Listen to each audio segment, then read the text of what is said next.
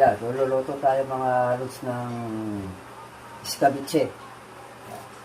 Mayroon tayong, ngayon nakarete, may paminta, may asukal, may toyo, suka, at saka mayroon magic syrup, sibuyas, loya, at saka bawang. Yan. Mayroon na tayong pagpakulay, kulay dilaw.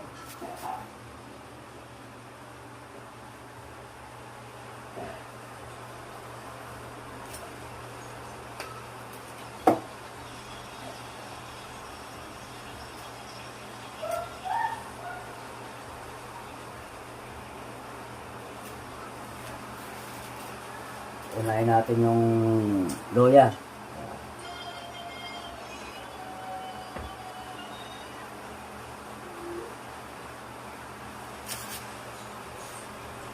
Yung loya. Tapos susunod natin yung bawang.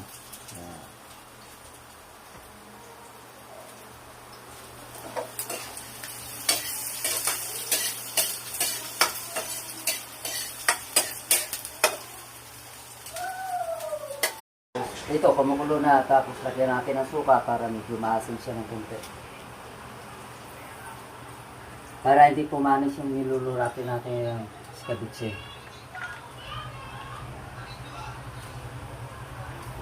Tapos lalagyan natin ng dilaw para kumulay siya, kulay dilaw.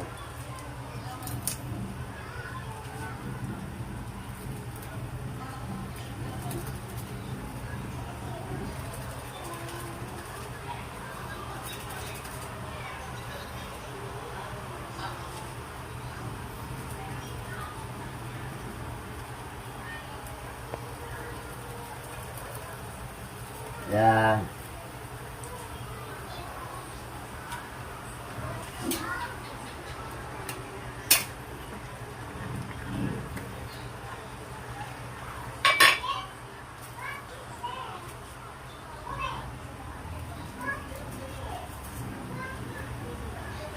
Tapos lalagyan natin ng paminta.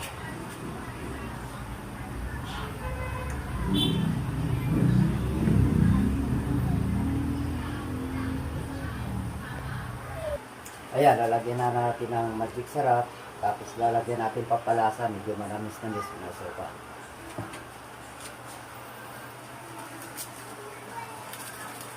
Kailangan nito yung magic syrup, huwag masyado marami kasi kapag sumubra yung sa magic syrup, nakakasama sa kunin sa pagkain.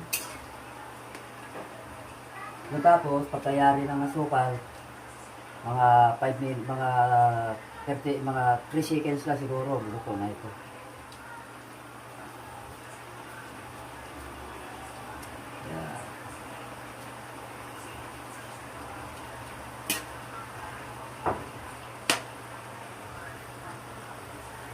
Yan ang ulam namin ngayong gabi, mga lodi.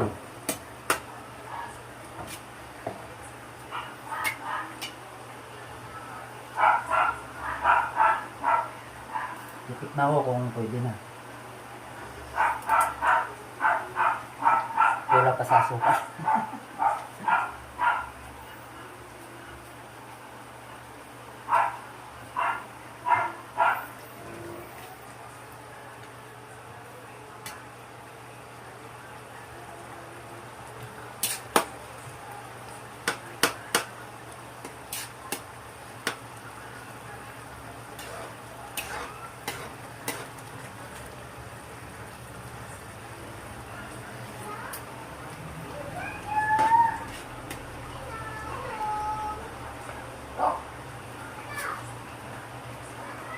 Hindi pa.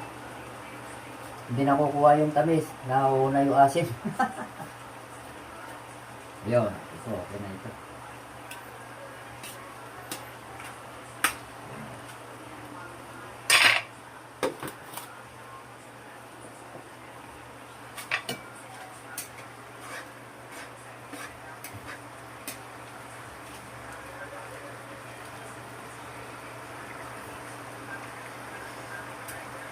Yan. Okay na.